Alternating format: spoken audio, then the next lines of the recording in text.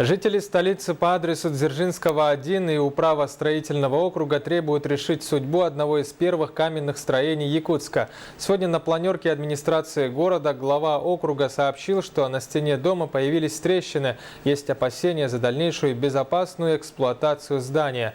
Насколько высока вероятность разрушения объекта, есть ли угроза жизни и здоровью жильцов, выясняла Саргалана Захарова.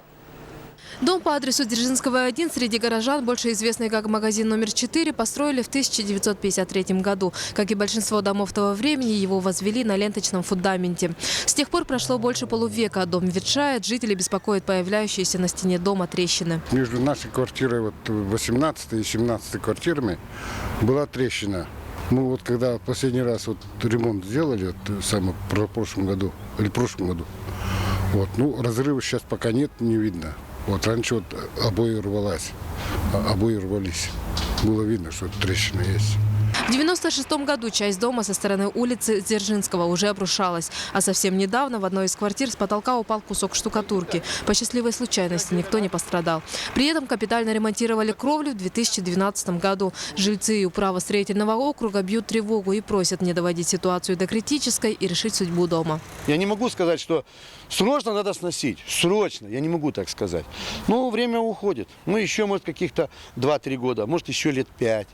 Но уже придется, чтобы не укладывать большие миллионы сюда, лучше, естественно, уже его построить красивый дом.